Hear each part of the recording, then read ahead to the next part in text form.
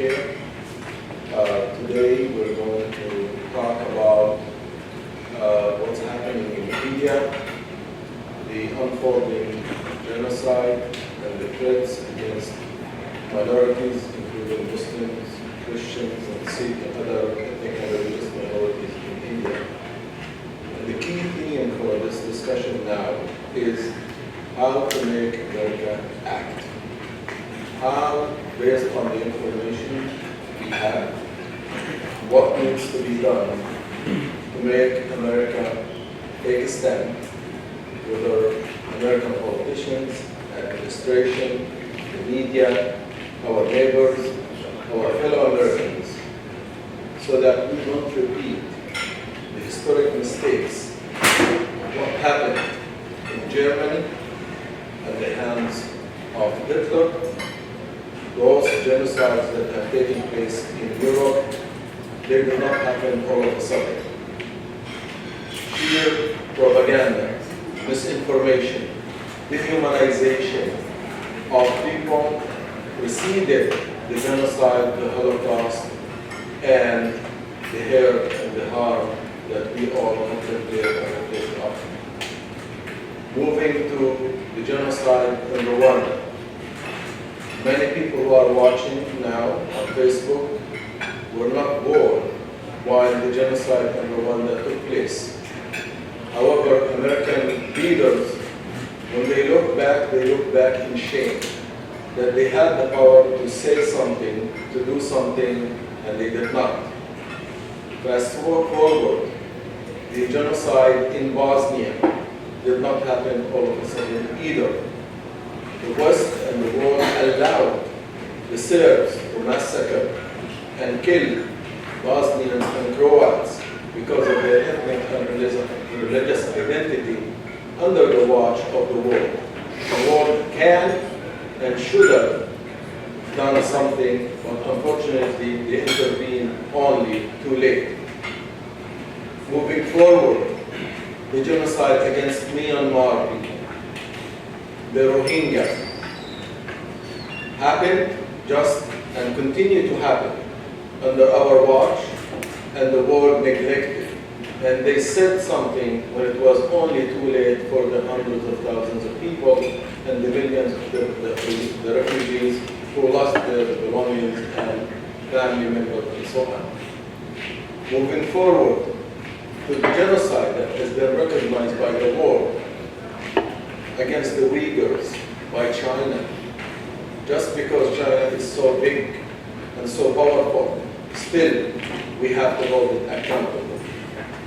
To the current situation, today in India, we see the hallmarks.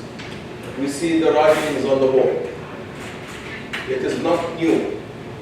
Since the 50s, Muslims in India and other minorities have been persecuted and have been killed by the thousands, while the world is turning a blind eye.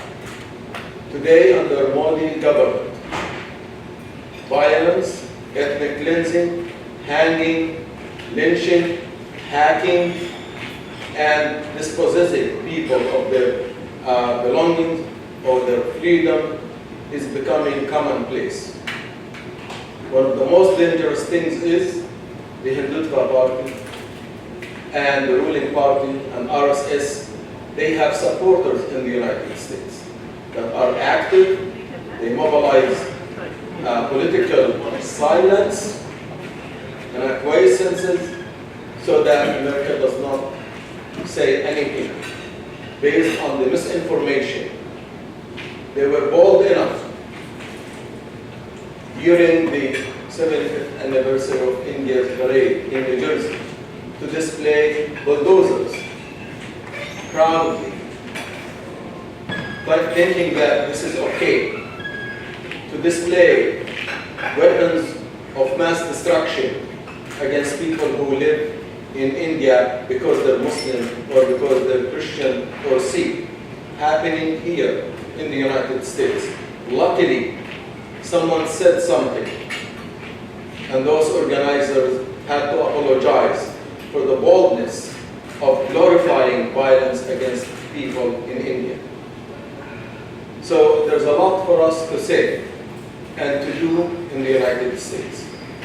The previous panel shared with us the human suffering, but also I'm so proud and grateful for their not only information but their sacrifice, for sharing information, for acting based on what they know, based on their conscience. We heard stories, horrific stories of their persons, what happened to them, their family members, and the countless of other victims who nobody speaks for them. So I thank the previous panelists for their contribution, for opening our eyes to what's happening in India. So today I'm so pleased to have three panelists with us here who will shed light on what can be done in the United States. How can we make America work to act, to save and prevent an unfolding genocide before our eyes. And for those who are watching, don't become and don't be stifled. Don't be just watching. This is not only informational. This information needs to be acted upon. You should contact your elected officials, have meetings with them. If they don't know about the situation in India, inform them. If they serve on certain committees, ask them to take action. As they all say, all politics is local. And today, there's no international issue that does not have local reflection on our lives and our conscience as Americans. We're all interconnected. What's happening in India should not be in isolation. We should say and do something about it in the United States, as we have done and continue to do, rightly so, for other causes. So please get your pencil, take notes, and make this informational session that you're watching an interactive, practical session. Spread the word. And this is not the first and last activity that we at CAIR and other organizations, who I'm grateful for sponsoring this event. This is the beginning and the continuation of much mobilization that needs to be done around the United States to make change happen. So with that, without any delay, I would like to introduce John Prabhudoss, correct me if I'm wrong. He's the chairman of the Federation of Indian American Christian Organization of North America, FIACONA. Is a cultural, charitable, and voluntary organization based in Washington, D.C., representing the concerns and interests of over 1 million Indian American Christians across the United States. And we also are joined by Sunita, Viswanath. She is the Executive Director of Hindu for Human Rights, a U.S.-wide human rights advocacy group that is committed to the ideals of multi-religious pluralism, both in the United States and India, the country of her origin. She was honored by President Barack Obama at the White House in 2015, as she was honored with the title of Champion of Change for her work. We're also joined by Ajit, our friend from Indian American Muslim Council. He is the Advocacy Director. So without any further ado, I would like our panelists to start. And John, have 10 minutes, tell us what can be done to make America wake up to the reality and take action. Thank you for the introduction, and thanks for inviting me. There are advantages to go first, and there are disadvantages to go first. But one of the things that I want to mention is, like Mr. had said, the Federation of Indian American Christian Organizations represent about 1 million Indian American Christians of which about 80% are first generation, meaning they were born in India, they migrated due to studies or employment or family ties. That particular segment is very much tied to the homeland. Like in any immigrant community, whether it is a Muslim community, if we go back a little farther in history, whether it's Irish Americans or French Americans, the first generation had a lot of ties. And of course, going way back, the pilgrims wanted to get out of Europe to come here, but that's not the case today. Now I say that to come to a point. The point is that because they maintain this close ties to the family back in India, an attack on a church anywhere in India impacts at least one family in the US who lives in the US. So it is no longer a problem that is happening on the other side of the globe. That it ties a family that's living, earning, and voting in the US to that problem. So that becomes an American problem. Now, if I'm an elected member of Congress, or to any office, my primary duty is to, and let me know when my time is up, because when I start talking, I just keep talking.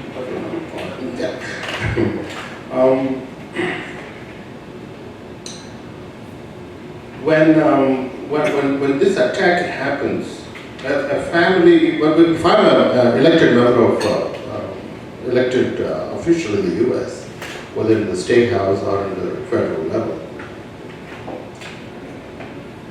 if you came to me and say, look, something's happening in India, it's too bad for India, it's against the Constitution of India, it's all great, I completely agree with you. And this has happened to me for 20-some years on the Capitol Hill. You go to a member who's very sympathetic and you talk to them. And at the end, they don't know what to do, and they want to tell, they have always, at all times, have said this in one form or the other, that they will pray for us. And that they wish us good luck, that we will succeed in our campaign. There's nothing much they can do. Now, this was, of course, 20 years ago or 15 years ago. But lately, the situation has changed. In the last 10, 15 years or so, the Indian American population, both among the Christians, Hindus, and Muslims, has quadrupled, if not more. So there is a larger presence, and that brings positives and negatives. You have good things happen because of it, and you have bad things happen because of it. The bad thing is that you have a polarizing community is starting to happen, like it happened in other religious communities from other parts of the world. In the Indian American community also, you have this polarization, and the example is what happened in New Jersey during the Independence Day. There is an aggressive push to project that as a strength, and that America should go with the winner. But then people like Sunita here, they will say, look, no, you dare not take my religious identity and abuse it, because the religion stands for something. So that's another different level. But if I'm an American elected official, I'm going to be worrying about what's in it for me. Listen, I was watching a YouTube channel last night on Frontline. There was a story about Jamal Khashoggi. Now, when this thing was happening so so much discussions in Europe and in US and in Middle East. Our president, then president, was right there in Riyadh, shaking hands with the same people that the whole world is accusing them of. And then he comes back, the leaders come to Washington, and here, I wish I brought that still picture, that the president is pushing a placard of arms that America is best in making. He's telling the MBS that here is all these things that you have to buy. Now, so America's interest has always been selling military hardware and technology to others. The marketplace has become. Now, here is what I want to borrow your introduction a little bit here. Because when we focus more on the trade and selling military hardware, whether it was Zia-ul-Haq in Pakistan or Suharto in Indonesia or Jayawardene is in Sri Lanka, we have made, see, in America we all say, you fool me once, shame on me. I mean, shame on you. You fool me twice, shame on me. Why? Over and over, America has been misled. America's policies have prioritized the wrong things.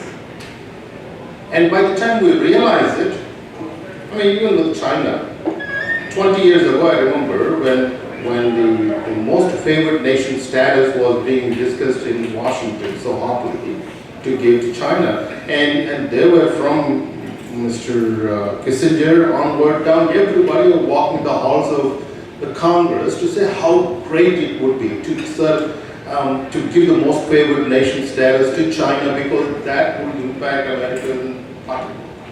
That American consumers will feel it in the marketplace, will feel it in the grocery store. So it is only a right thing to do to give the most favored nation status. It's only a right thing to give the ballistic missile technology. That President Clinton did sign ballistic rocket technology to China. Not that they could not make it. The argument at the time, like, even if you don't sell it, they're going to figure it out anyway. So you might as well make some money out of it now. So that was the argument. So now, my question in Washington is, like, 20 years, 25 years later, where are we in China? Why are we making the same mistake over and over and over? So it is, when it comes to India, India is in a very critical junction. Indian market is very critical, will be very beneficial to America's interest, economic interest.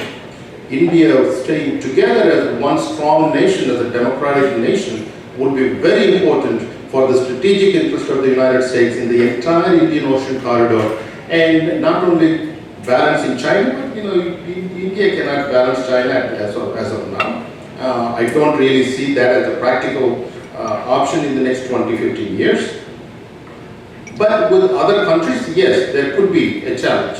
But China has gone way beyond.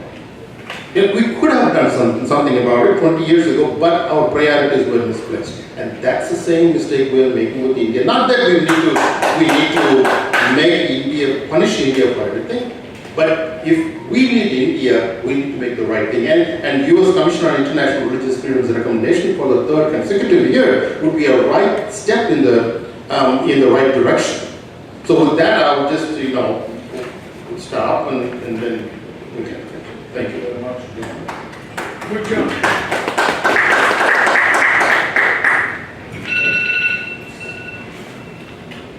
This was an alarm for John. Namaste, salam everybody. I'm Sunita Viswanath. I'm Executive Director of Hindus for Human Rights. And I'm really happy that my colleague is also here, Riya Chakravarti, our Policy Director.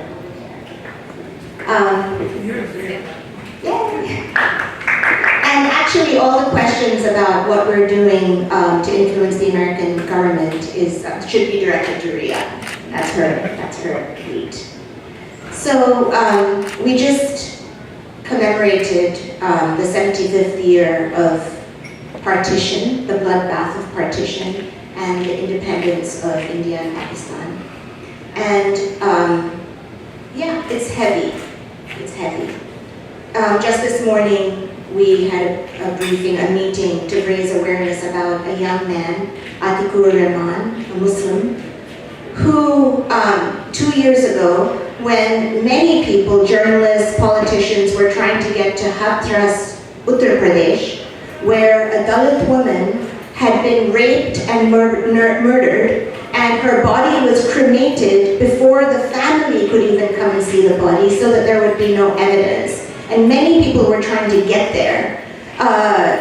This young man, Atikur Rahman, was traveling with a journalist, Siddiq Kaplan, and many of the people who were trying to get there were just arrested. Why?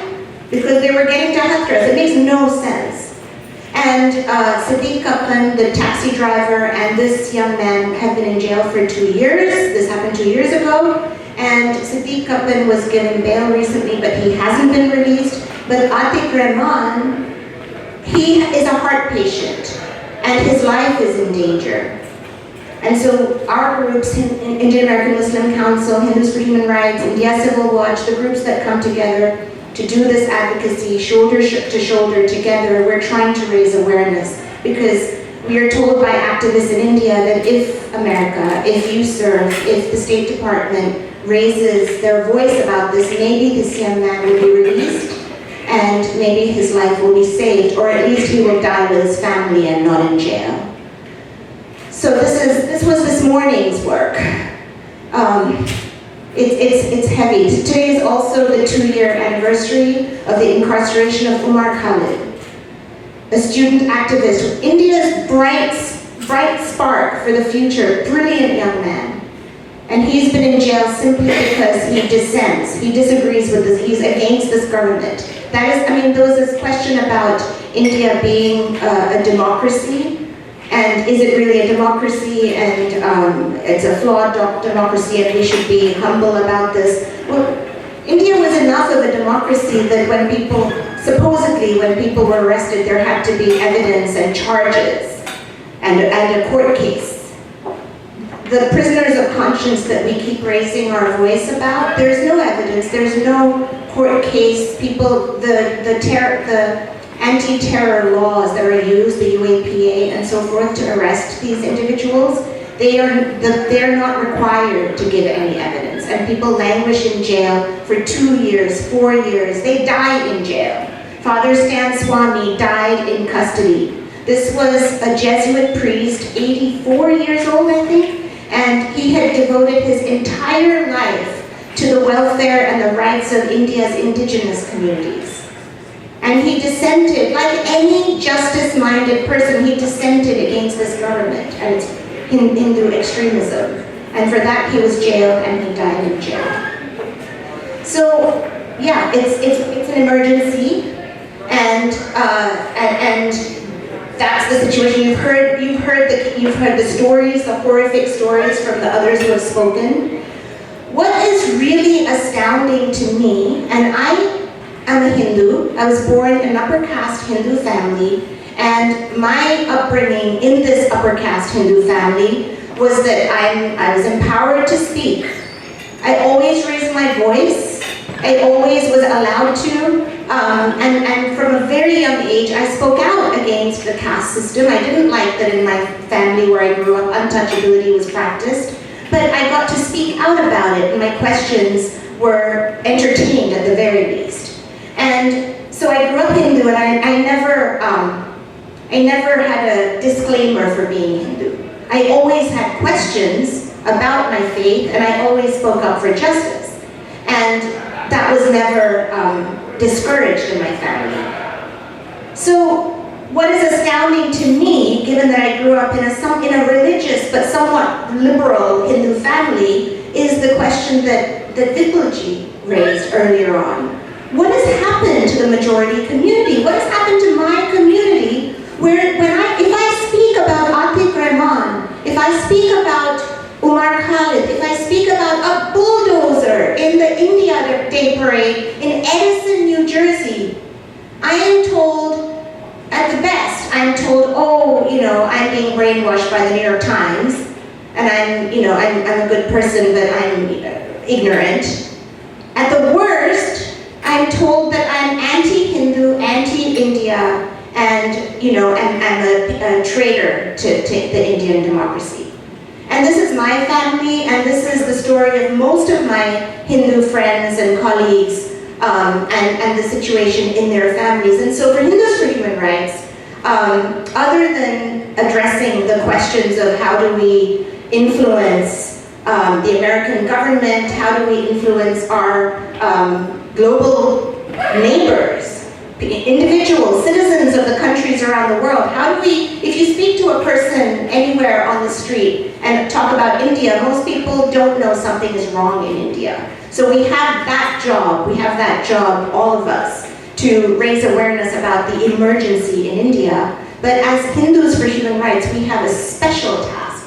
We have to do work inside the Hindu community to find out what is going on, that the Hindu community, it doesn't even, if I walk into a Diwali celebration and raise these issues, it's as if I'm a downer, Debbie Downer in a party. The Hindu community, at best doesn't know and is not paying attention, and at worst is complicit.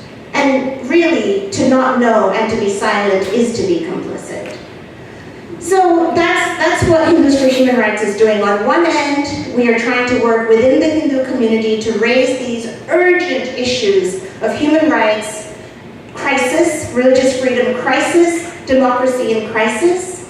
And on the other end, to add a Hindu voice to all the movements of resistance. And not just resistance towards this Hindu fascism, Hindu supremacy in India, but really against injustice anywhere. Our cause is justice everywhere. As Hindus, we believe these are the teachings that I grew up with as a Hindu, that God is in you and me, equally and identically, no matter who you are. There is no other for Hindus. And the universe, not just you and me, but every species, every atom is one.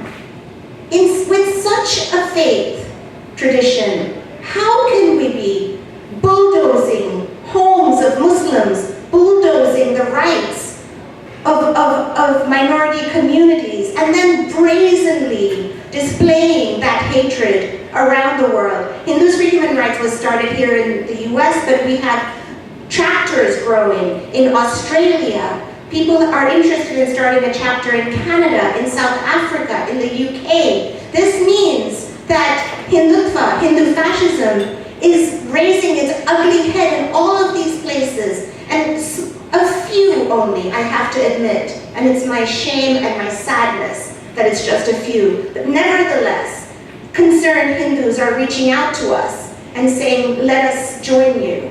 And that is the hope, because I'm a mother of three. I have to have hope.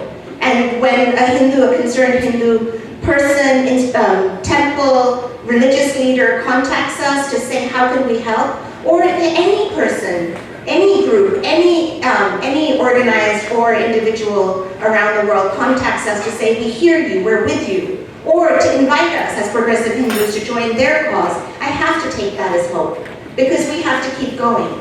I mean, we have Indian frontline human rights defenders with us here today who are going back soon to live in India. And we have to meet their courage with our solidarity, and that solidarity has to be fierce.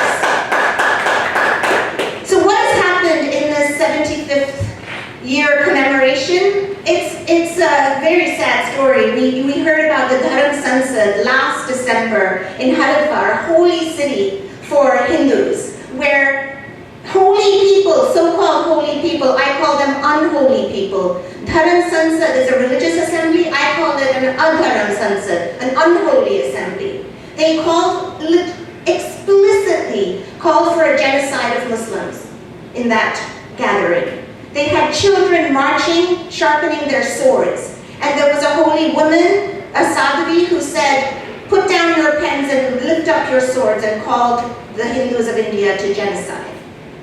those same holy people or unholy people kept gathering and furthered their senses. And recently, just in time for the 75th anniversary, they released the constitution, a draft constitution of the India that they are envisioning and building brick by brick. And you know what? In that constitution, that India, the India that they are dreaming of, is built on Varnashram Dharma, which is birth-based caste system. And in that India, in that Hindu Rashtra, Muslims and Christians don't get a vote. And are they fringe elements? My uncles and aunts tell me those are fringe elements, you can't go by that. Those same sadhus, one of them said to the media, we are sadhus of the BJP. The BJP is the crown of us sadhus. So they're not fringe elements. Every one of their gatherings is a campaign event, a campaign rally for the BJP. So, and then, I mean, you all know that Sadhvi Ritamara, this hate monger, who actually put her hand in, she was present and participated in the demolition of the Babri Masjid in 1992, the medieval mosque. She incited that atrocity and she took part in it. That woman has been touring the United States. So we have, this Hindutva, people say it's in India, it's about India, it's far away. So we don't need more evidence that Hindutva is right here in our country here. And you know the thing about, I'll end here, the thing about fascism, the thing about hatred is that the question of why are Hindus not speaking up, it's because it's not, we think that it's not affecting us right now. It's not about us right now. Well, the thing about hatred is that it will come for us. There's no doubt about it. As was mentioned, the Hindu community it's stratified by caste. We have our own hierarchy within it. And so there's no doubt that as the hatred grows, as the fascism takes grip, first it'll be the Muslims, then it'll be the Christians, and it'll be the Adivasis, and it will be the Sikhs, and it will be the lower caste Hindus, and it will be the next caste, and it will come for every one of us. And that is the emergency, and there's no question. I mean, if Greg Stanton were here, he would be telling us in a scientific way about the genocide that is underway in India. And let us please unite the resistance to fascism, which seeks to divide us, is defiant solidarity. We cannot let them divide us. And all of the coalitions of resistance need to have Hindus in them. I understand how hard it is I understand how hard that is. Because for targeted minorities, Hindus are the oppressor. But 80% of the country is Hindu. And if that community doesn't shift, doesn't wake up, doesn't understand what is happening under their very eyes, it's all is lost. And so please, make room in the coalitions for Hindus. And I remain in solidarity with all of you. Thank you. Thank you, Sunita. So before we turn to Ajit as a finalist in this discussion, the next round I will ask each one of you to tell the viewers and the audience how to contact you. And also, if you have some practical steps, what needs to be done? For example, what is the current policy of the United States, the State Department? Are there certain bills in Congress, or should be certain bills in Congress, that you need help to pass, or even to object if they're unfair? So, I would like, as we move into the discussion, to move into also a call to action. So Ajit, go ahead. Thank you so much. You heard from my colleagues. We work together a lot. John Prabhudoss of Federation of Indian American Christian Organizations of North America, and Sunita, she's the Executive Director of Hindus for Human Rights. John, actually the three of our organizations, we're also co-chairs of an entity known as India Working Group. The India Working Group is part of the International Religious Freedom Roundtable. This roundtable is a civil society collective. It was founded in 2011, 11 years ago, in Washington, D.C. And it is actually America's most influential collective on the subject of, it's a civil society collective on the subject of international religious freedom. And it has had a great interface over the years. It has developed into a platform which brings together officials from the U.S. Department of State, from the from USAID, as well as officials from the U.S. Commission on International Religious Freedom. They have often joined and they continue to join the IRF Roundtable. It meets every Tuesday at 11 o'clock Eastern Time, and with hundreds of people participating. It was also the springboard for the international, for the Ministerial for International Religious Freedom that was organized in 2018, 2019, and 2020 by the U.S. Department of State, which helped tremendously in bringing this issue of international religious freedom to the forefront. It has also provided, in no small measure, a substantial platform to all of us who advocate for human rights and religious freedom in India. For the last 2 years, the IRF, the International Religious Freedom Roundtable, has also been the springboard for the organization of the International Religious Freedom Summit, the IRF Summit, that has now been held for 2 years in the running in 2022, 2021, and 2022. So I just wanted to give you the background about our 3 organizations. I started working as Advocacy Director with Indian American Muslim Council 3 years ago in 2019.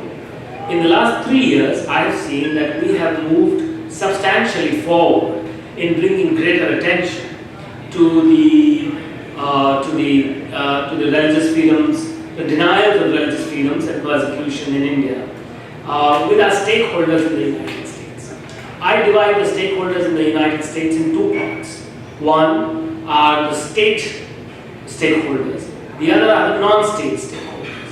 The state stakeholders are primarily the US government, which includes both the executive and the legislative branches. In the executive branch, of course, the US Department of State is the main office we deal with. Within the US Department of State, there is the Bureau of Democracy, Human Rights and Labor. There is the Office of International Religious Freedom, which was set up following the enactment of the International Religious Freedom Act by US Congress in 1998. Then there is the India desk, and then of course the various divisions and desks which handle human rights violations, which handle cyber security and stuff like that. So that is the US Department of State. US Department of Treasury also gets involved because for the global Magnitsky violations, global Magnitsky, as most of you know, is a tool available. This was an act, I think it was passed in 2012 or thereabout by the Obama administration, at the behest of the Obama administration by the US Congress. And it basically allows for sanctions of foreign officials and foreign agencies which are involved, among other things, in religious persecution. As of now, we are yet to get a sanction against an individual or an agency from India, but we need to work on it. Some of you may have noticed that about a month ago, a Washington DC based NGO called Frontiers of Democracy, they have filed a global Magnitsky petition to bring sanctions against India's finance minister Nirmala Sitharaman and India's national security advisor Ajit for failure to pay out $1 billion, which a company called Devas Multimedia won as part of an arbitration process for the government. They're cancelling the contract.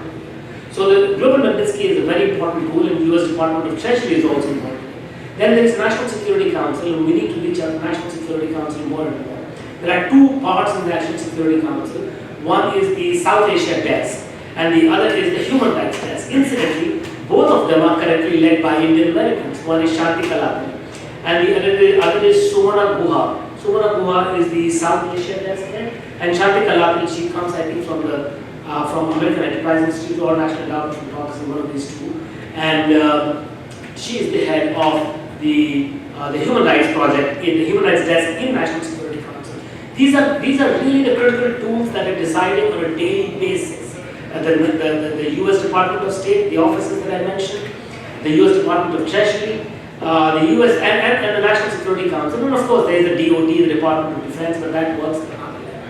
Now, in order to advance the agenda of religious persecution, as both Sunita and John pointed out, there was, for a long time, the repeated question is, why should we bother about what's going on in India?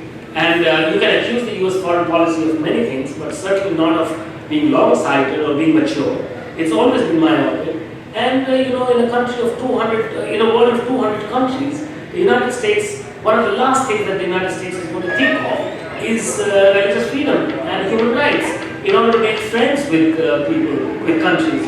I mean, the United States is famous for not only working with despots and authoritarian people, but actually creating authoritarians. And I mean, Suharto, he mentioned Suharto. Suharto was actually installed by the CIA after forcing the democratically elected government of Suharto in Indonesia. And Barack Obama, in his own book, has mentioned the atrocities committed in Indonesia through Suharto by the CIA and the American administrations. So, I often hear this from a whole lot of officials from the US Department of State, and sometimes in Congress also, that look, it's not a domestic agenda, what's going on in India. Some people have said to us, at least there is elections in India. Now, to which I say to them, that look, recently I started pointing them to a guest essay that appeared in the New York Times. And that guest essay was by a journalist, an Indian journalist based in Singapore. And he wrote that the global battle between liberalism and tyranny is being lost in India. And as one speaker in the previous session said, that this really, if democracy dies in India, then what is there left? So this is the language that we use when we go out and talk with officials, both on the legislative side and the executive side. And in addition, what we have to stress as a collective, all of us, all of our organizations, in conversations with the US government, and like I said on both sides, is that an India that collapses in the mire of religious oppression and utter degradation of human rights will fail to be a useful partner for the United States of America. That is critical, because if the US is dependent on India, on what is repeatedly said by every administration, which is the rules-based order, that's the chosen phrase, the rules-based order, then the rules-based order is not something that's going to happen. As was also pointed by the speaker in the previous session, that if you look at entire South Asia, whether it is Pakistan, Bangladesh, Sri Lanka, even Nepal, they are constantly struggling with maintaining a semblance of democracy. Now that is also collapsing in all the other countries. There is no reason to believe that India is going to be a stable. There is a direct line. If you want stability and peace, then you need pluralism. Without pluralism, there is no stability and peace. And this is the experience, especially after the Second World War, this is the experience the world. So these are our state stakeholders. The non-state stakeholders are very important. And they are the academia, the US academia, more and more US academia. We need to reach out to more and more universities and talk with them, meet with them, hold teachings there, ask them to include the issue of religious oppression and persecution in India in their curricula. That's the sort of stuff. The US student bodies in the universities, mass has to get very active. The students' body of the Muslim Students Organization, not mass, MSA, right? Muslim Students, MSA, right? MSA, they have to get super active. They have to be looped into this story.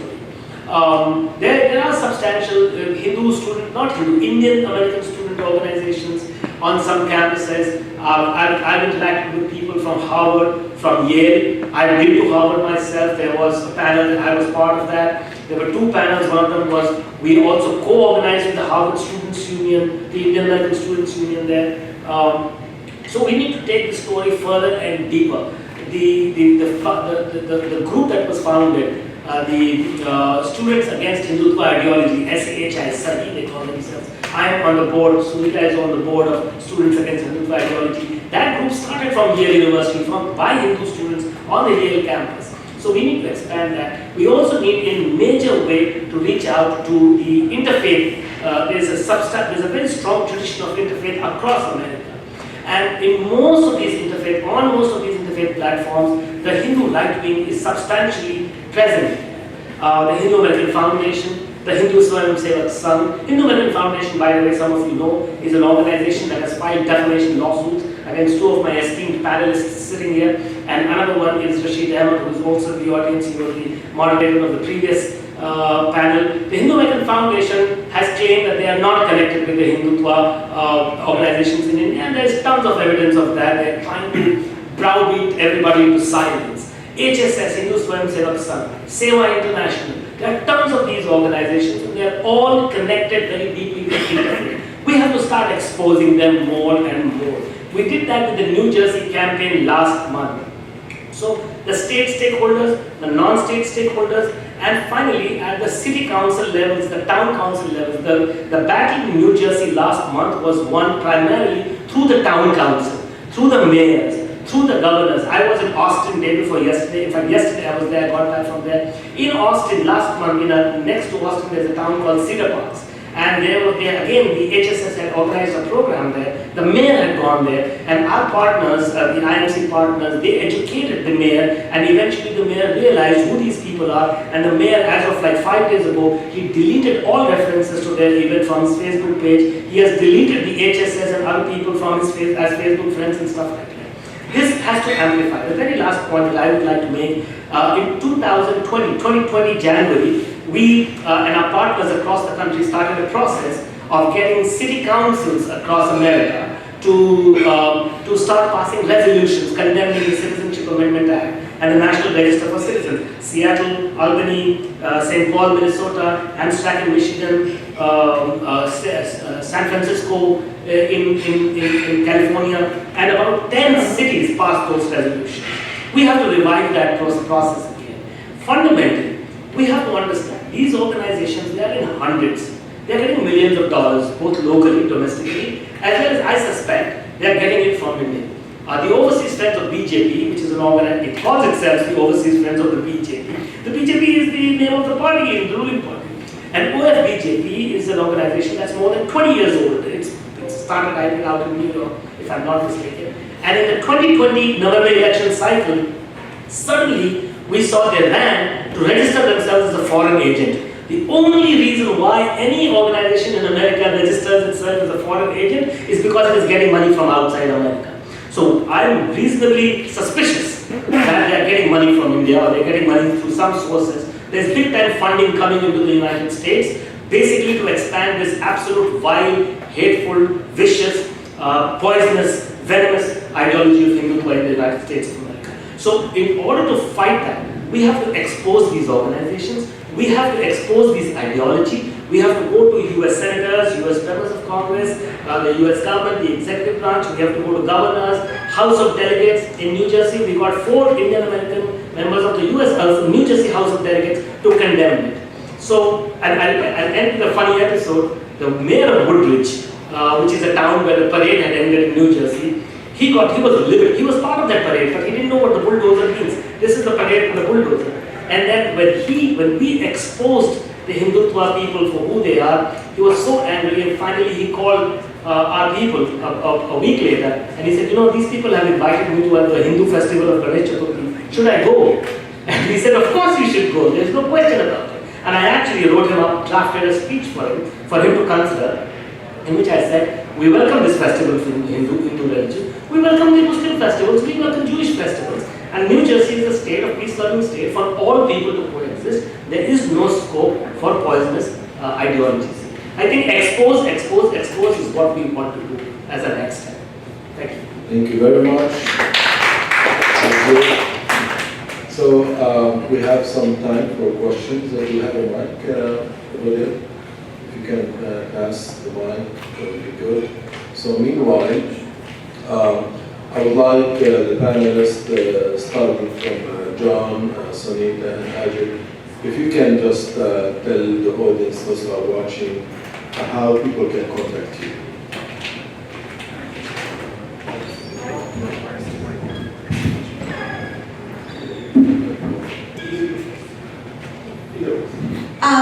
I want to ask Ria to come up and sit with me, because some of the action item questions you might be able to take better than me. But contact us by emailing Ria at hindusforhumanrights.org, Sunita at hindusforhumanrights.org.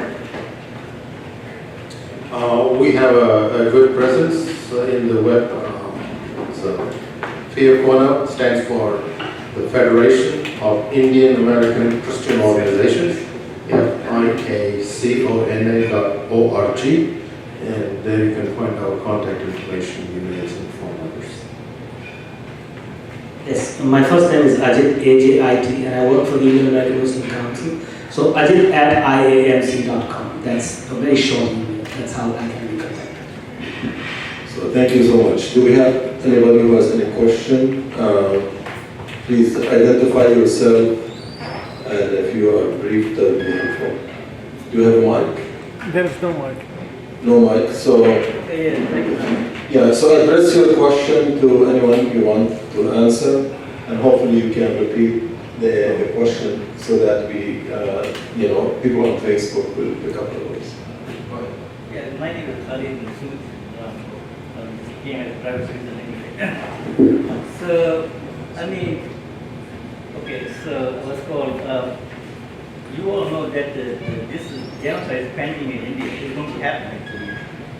It's very unlikely you can stop it. It's unstoppable. Because most of the panels in PLC keep telling that there are a lot of criminals there in the government and they are running the show. So my question is, you organized this discussion here about genocide in India, about Indian Muslims. So what effective step you will take to prevent this genocide in India? Thank you. So if you can repeat the question.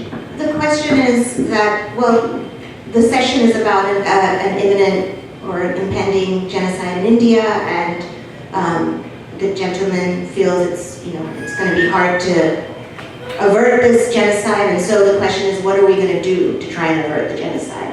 Well, I think everything we're doing is to try and avert the genocide, and so I'm a Hindu, so all paths lead to the same truth. Everything and the kitchen sink we need to throw at this.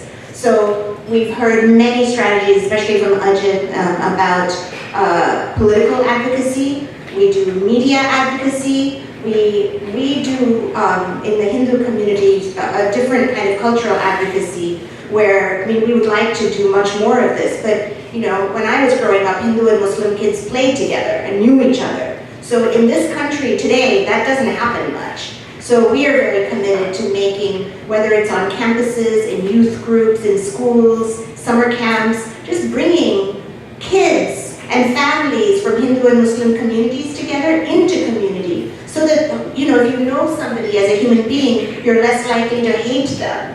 So that's not, that's very, very important, because I think it was stated that we're fighting a party, but we're also fighting a poison, which is deep inside people's psyches and hearts.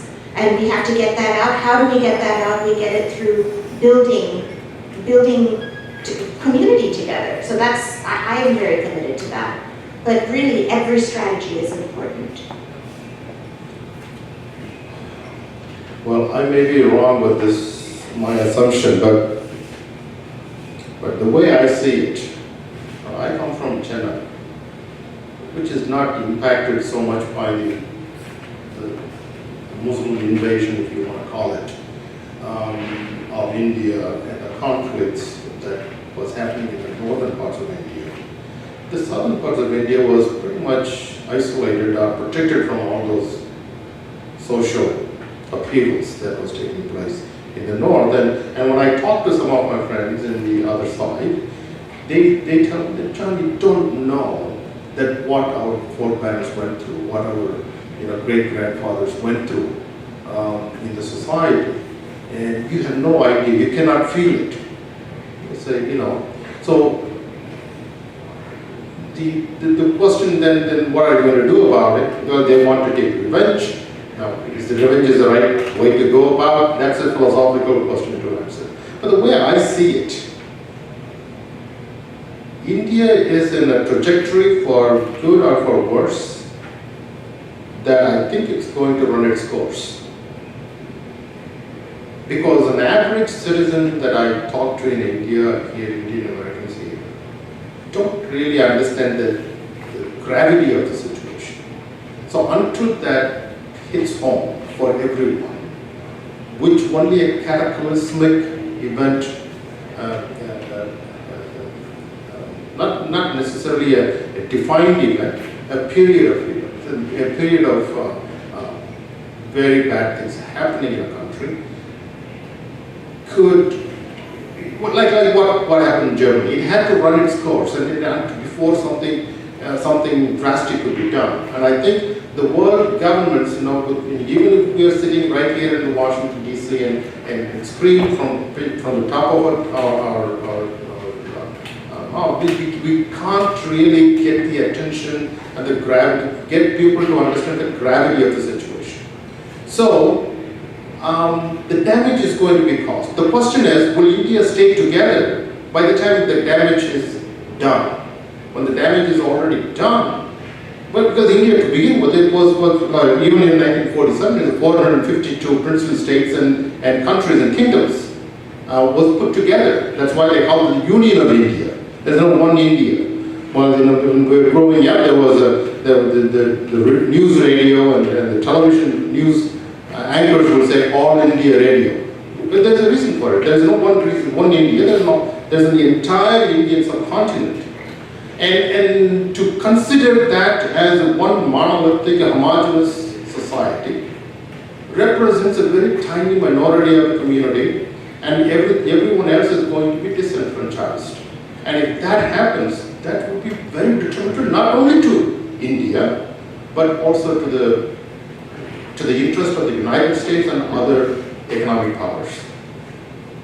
I would say, to your question, what are we doing in the United States to prevent the genocide in India? So my organization, Indian American Muslim Council, is a United States organization. We are a 501c3, a non-profit registered in Washington DC. We don't have any organization branches in India. So we work, our principal area of geographical location of action is the United States. We were one of the key organizations that was involved in successfully persuading the United States government to deny a visa to Narendra Modi when he was Chief Minister of Gujarat, a visa ban that lasted for 9 years until, of course, he became Prime Minister. Also, we have successfully briefed not just the executive and legislative branches of US government, but also the United States Commission on International Religious Freedom. And we like to believe that our focus and our work on that issue was one of the principal influences on USCIRF to recommend in 2020, and then again last year and this year, that India be designated as a country of particular concern. Government processes are slow moving, but they are important. Now, for 2 years, in 2020 and 2021, the US Department of State did not accept the recommendation from USCIRF. The terminology is country of particular concern, but that doesn't show much. But basically, it is a red list of the countries that are the worst offenders of religious persecution. As of now, there are some 9 or 10 countries in that list, led by Russia, China, Vietnam, North Korea, Saudi Arabia, Iran, Pakistan, and a couple of others. For India to feature in that list, that is why India has been apoplectic for the last 3 years. They have been calling USCIRF names. They have been full of hate. The Indian government has been full of hate towards USCIRF. This year, when the Secretary of State, Antony Blinken, on I think 4th of June, released his report of the global report of the Department of State on international religious freedom, he actually named India and he said persecutions are going on in India. And the US Ambassador at Large for International Religious Freedom, Rashad Hussain, he was with the Secretary and he also spoke out on India. So from about 190 countries containing that report, both the Secretary and the Ambassador mentioned India. They singled out India. I think they just mentioned 1 or 2 other countries. What is critical is for us to achieve the sanction on individuals and agencies. So for example, there are global Magnitsky filings with the Department of State on Yogi Adityanath, who is the Chief Minister of Uttar Pradesh. There should be more filings. We have done filings on police officers, on IAS officers, which is the elite administrative agency in India, who have been involved in the persecution. I'll give you an example. 2.5 years ago, in February of 2020, there was mass violence against Muslims in the city of Delhi. That was at a time, coincidentally, when President Trump was visiting India. He was in Delhi at that time, just a few miles from the site of the violence. And we have filed global Magnitsky cases with the Department of State and Department of Treasury against the police officers, including the Commissioner of Police of Delhi, for their role in this violence. They are a perfect case for sanction. We are hoping, and this is where the civil society needs to get together and push the US government. Imagine, I can guarantee you, and our friends from India who are in the audience here, you can speak with them and check with them.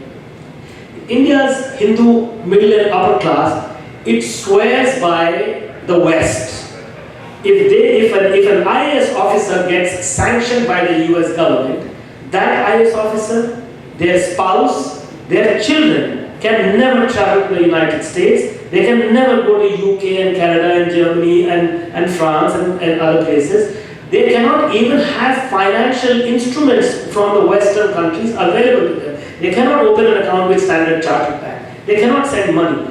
There have been sanctions against officials in China that has created a wave of terror among the Chinese bureaucracy. They don't want to be sanctioned by America. So these are some of the tools available to us naturally. They are slow moving. But we have, like I said, in 3 years, we have come to a point, 3 years ago, nobody was literally talking about it. Now we have a bunch of members of Congress who are talking about it, and we have some of these tools available to us. Thank you so much. So before we go to the next question. Just one comment. Actually, I greatly appreciate all of you making all these efforts, and they are very important what you are doing. I'm really thankful to all of you. But at the end of the day, actually, it is all about Indian Muslims. Indian Muslims, they have to basically get united there. They have to come out.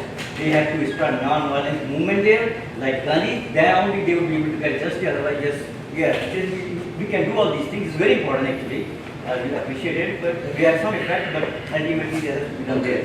Thank you so much. Mike. Hold on 1 second. So before I give you the mic, Mike, yes, also we did at CAIR, we held a meeting with the State Department, and we asked them to consider designating India as a country of particular concern. And also I will ask people in the audience and those who are watching, when you visit the organization's website, go to the action alerts they have, the to-do list, and you take action.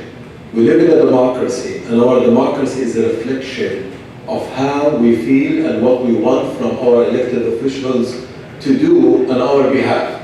They will not do it spontaneously because of their self-conscience. No, they will do it only if you and I and other people who care about this speak out and take action.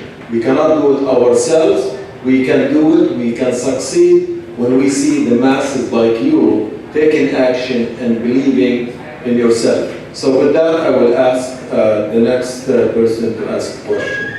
Well, I'm going to add a beef up what Sunita mentioned, that we are a minority among the Hindus who are speaking up.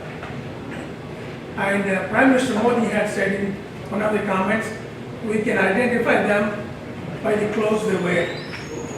So what we did a huge India's 75th anniversary. We celebrated at the Lincoln Memorial. There were about 125 people, and it was glad to see Hindus from all different denominations had come there.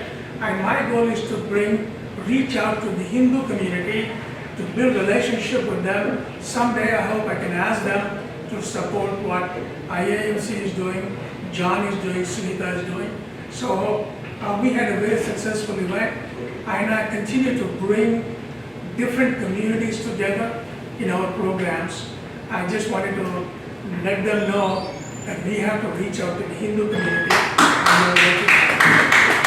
And also on your behalf, I really would like to applaud John, Sunita, and their organizations for what they do. And we should not give up, especially on the Hindu community, whether both in India or in the United States.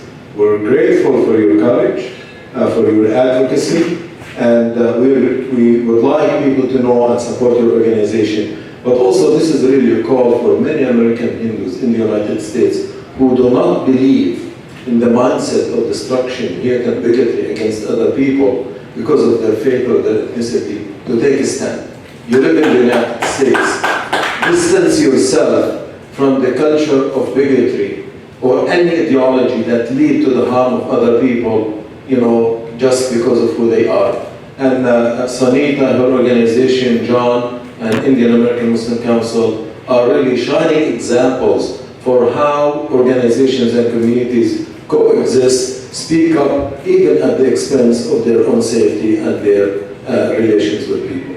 So before we conclude, I will ask Sunita to introduce her colleague from the organization and final comments from everyone, unless someone has any question, and we conclude.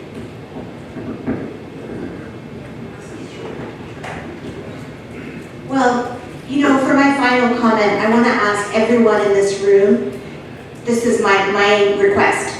You must have Hindu friends, maybe from college or maybe from your community where you grew up. Please have this difficult conversation with them. Put them on the spot. Ask them, what do you think of what's happening in India? And if they make some apology for it, don't give up on the conversation. Take the risk. And ask and talk about Atik Rahman, talk about the bulldozer in New Jersey. And if they bring up the trope, and this is something we all have to figure out what to do about, there is a trope called Hindu phobia. You might hear from the person that you're talking to that, we're a targeted minority in America, these are Hindu phobic organizations, and they hate Hinduism, and so on and so forth. I would ask you to maybe, go to one of our websites and learn a little bit, enough to have the conversation about, there is a systemic global oppression called Islamophobia. There is anti-Semitism. We had the Holocaust. There are attacks on people here and there because they're Hindu. That does happen. It's not that it doesn't happen. Is there really something in the world called Hinduphobia? Think of Islamophobia and anti-Semitism. Is there a systemic global scope of system of oppression called Hinduphobia? I would argue no.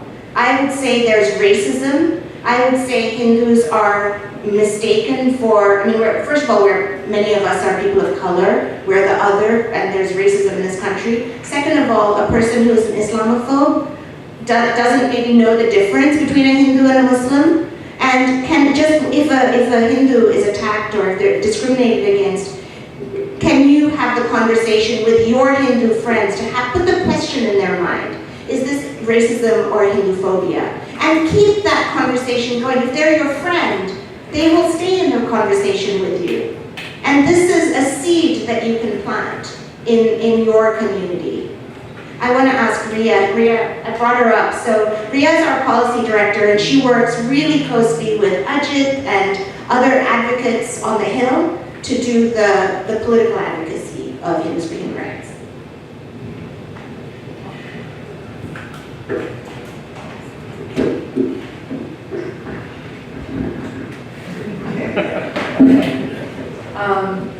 Hello everyone, as Sunita said, I'm Ria and I'm the policy director for Hindus for human rights.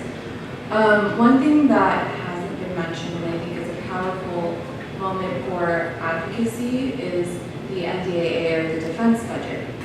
So I was just in Geneva doing UN advocacy, and one of the things that I learned throughout my time there, where again, UN is a wonderful forum, but more than US words, US dollars really matter to the world.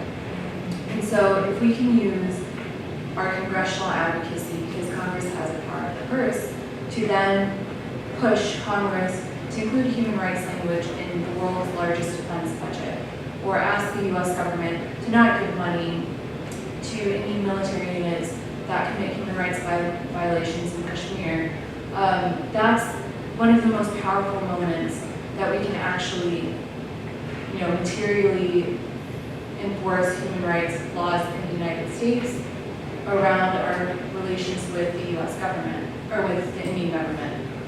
So that's the only thing I wanted to add, is that the defense budget, the negotiations around that are really powerful and a really concrete way we can do advocacy as well.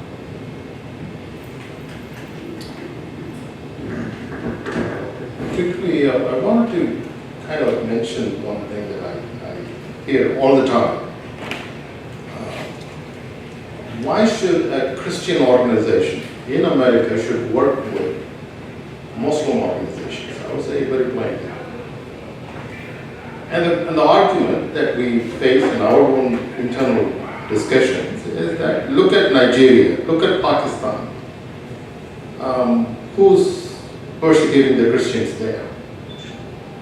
Then if that is the case, why are you speaking for the Muslims in India? Now, without really going into the detail, too much into the discussion, I can tell what my final answer to them is basically just because the Catholics in Northern Ireland were bombing civilians or the British installations doesn't mean that the Catholics everywhere have to be same or take the responsibility for it. Now, having said that, it would be really important, effective, when things happen, for example, again in Nigeria, or in Pakistan, when a Christian or a Hindu girl get killed or abducted, if the Muslim community can speak up loudly, it will help. Because there is a perception, whether we like it or not, whether it's true or not, doesn't matter. There is a perception out there in the society. So I get a lot of pushback. We tell them, no, that's not the right thing to do, because in India, today, the Muslims are the main target. That doesn't mean that the Christians are not the target. The Christians, in our last year's report, we have documented 572 incidents that were just documented attacks on Christians.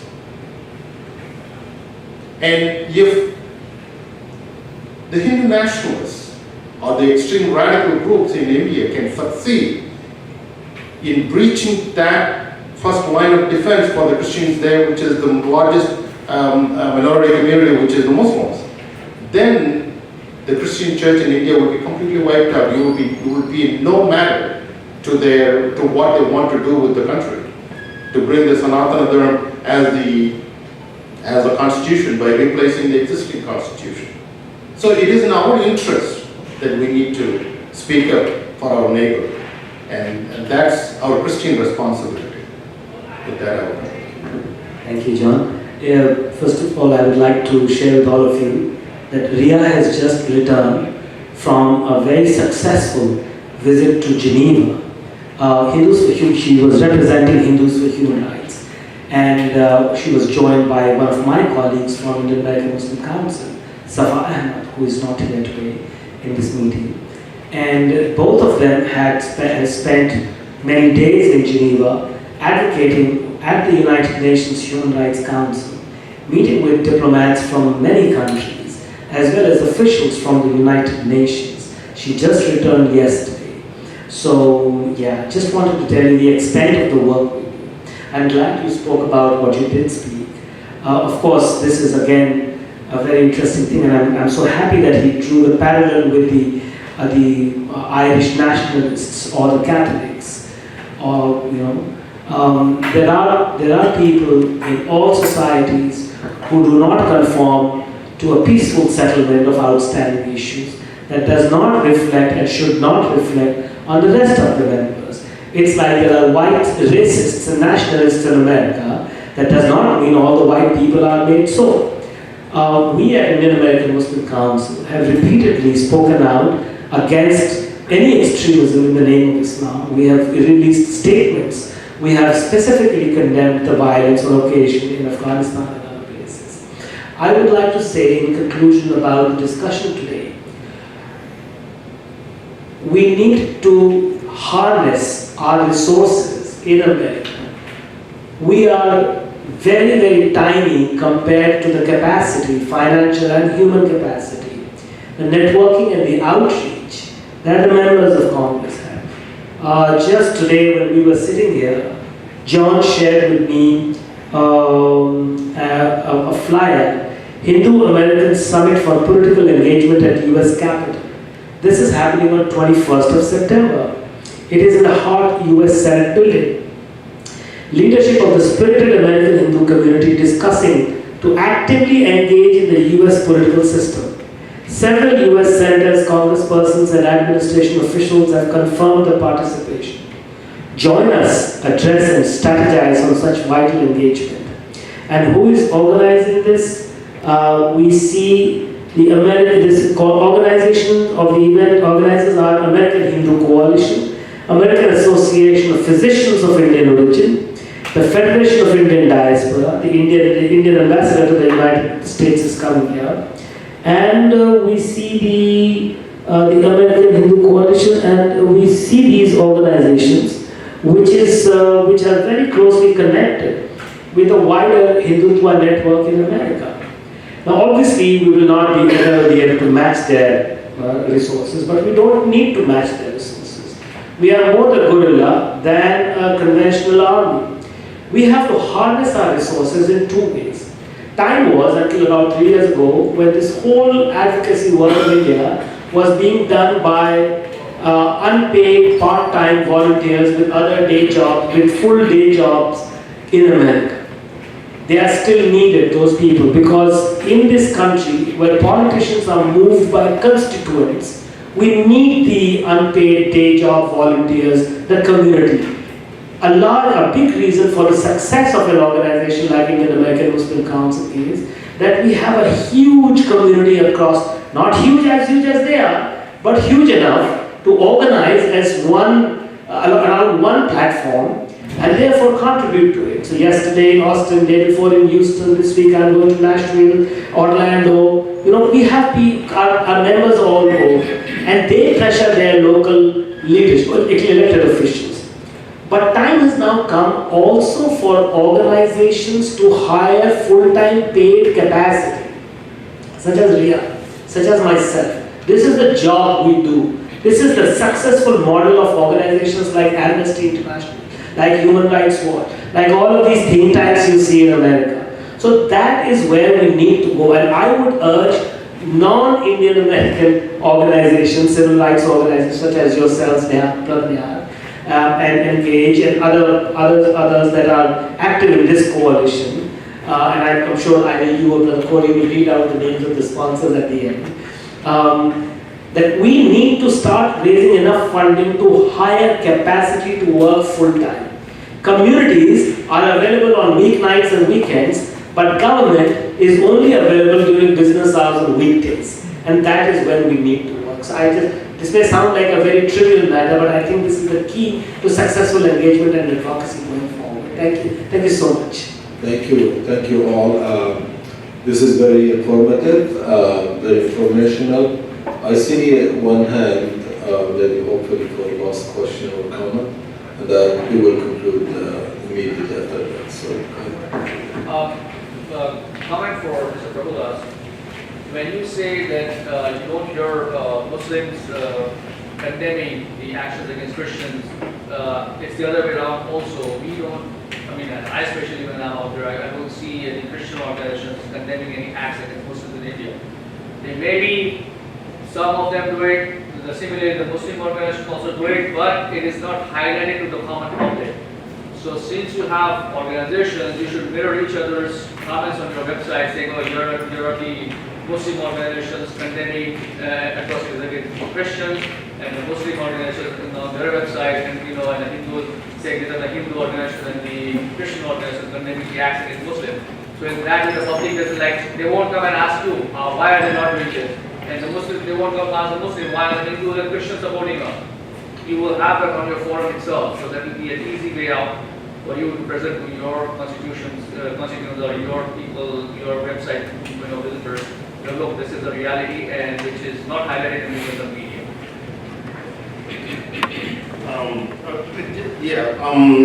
We do every time whenever there is something happens. We not only issue statements, we condemn it, and as a matter of fact, the leadership in India, both Cardinal Gracias, Archbishop Machado, they have been in the front lines of this fight. So, but there is a certain sections of the Christian leadership is very, how do we say, reluctant to be on the record, and that there are, that's another whole subject we can talk about later. Thank you so much. No, actually, my point is not that they are not doing it. Yeah. I'm saying the public is not aware of it. So on your website, if you put each other's slides, so they become aware. I'm not saying they're not doing it, but the awareness is not there. Yes, just to share with you, brother, we work together, we organize programs together on Hindus, Muslims, Christians, on all issues all the time, including the John's organization. And they also repeatedly release statements about Muslims also. Thank you so much. This, as I said, has been very informative, very inspirational, and hopefully very mobilizing for action to fulfill the theme of today's forum, which is preventing genocide of Indian Muslims. So I would like to thank our panelists on your behalf, and also our sponsors. There's a long list here, so bear with me just quickly. I'll just mention their names. ISPG, ADC, American Arab Anti-Discrimination Committee, American Muslim Institution, American Muslims for Palestine, CFP, so That's my okay, there you go. CAIR and Engage Action, Federation of Indian American Christian Organizations, Genocide Watch, IMSC, MAS, BASE, Empower Change, Muslim Public Affairs Council, the U.S. Council of Muslim Organization, and HFHR, okay. So plenty of organizations across ethnic, national, and religious groups. That's really the way it should be. And I want to thank you for your time. So all of you stay engaged and do something about this. Let's not meet another time and say, I wish we did something or said something. Let that be the call to action to prevent genocide in India. Thank you so much. Assalamu alaikum. Peace.